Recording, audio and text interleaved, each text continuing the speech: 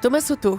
Axel de Tarlé, on revient sur cette nouvelle qui concerne le volailler doux en redressement judiciaire et qui est sur le point d'être sauvé. Un groupe saoudien et le français Calmel se sont prêts à reprendre la société. Est-ce qu'on peut dire que c'est la première bonne nouvelle depuis longtemps ici en Bretagne et que c'est la fin de la crise? Alors oui, c'est une bonne nouvelle, même si ça ne règle pas le problème stratégique de Doux, qui, comme le volailler Tilly Sapco, doit changer de modèle économique, puisque pour faire simple, ces deux entreprises vivaient grâce à des subventions européennes, des subventions qui ont été supprimées, et elles étaient spécialisées sur l'exportation de poulets congelés bas de gamme. Eh bien ça ne marche pas, ça ne marche plus. Sur ce secteur du poulet congelé, le Brésil est plus compétitif, et donc le secteur agricole doit faire comme tous les autres secteurs économiques français, il faut monter en gamme. Alors concrètement, ça veut dire que l'agriculture bretonne doit se réorienter vers le bio.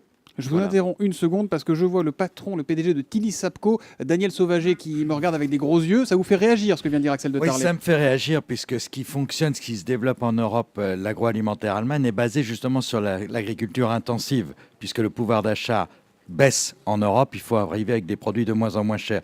Le fameux poulet bio de cher monsieur Axel Tarlé, c'est 1% des abattages en France. Alors, en fait, c'était la suite de ma chronique. Alors voilà, justement. Le bio, c'est nettement plus cher, ça c'est sûr. Et c'est pas beaucoup. Mais c'est un marché en pleine expansion.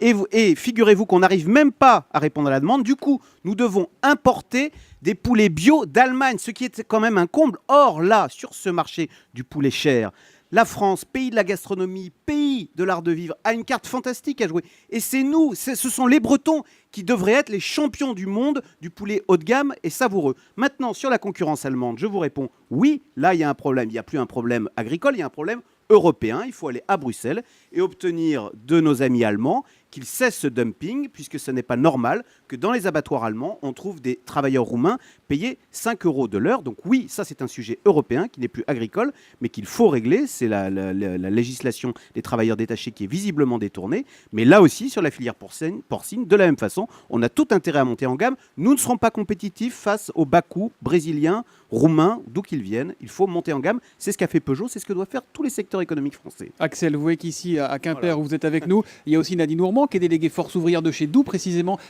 Comment vous réagissez à ce que vient de dire Axel de Tarlé? Il faut faire du bio, faire du plus qualitatif? Je ne suis pas d'accord. Je suis pas d'accord aujourd'hui. Il faut bien se dire que autant pour les marchés, pour le poulet Doux, autant pour le poulet Tilly, il y a une demande. Et aujourd'hui, on sait qu'il y a des consommateurs.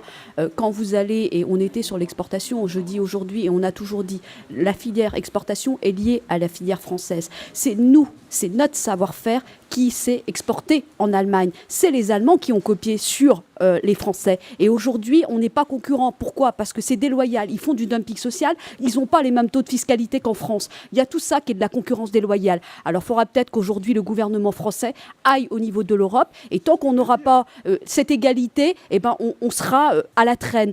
Et je reviens sur les Brésiliens. Aujourd'hui, je ne suis pas d'accord. On les a laissés faire aussi. C'est Doux qui est allé faire du poulet bas de gamme au Brésil. Et maintenant, ça nous revient en boomerang. Il faut faire du haut de gamme.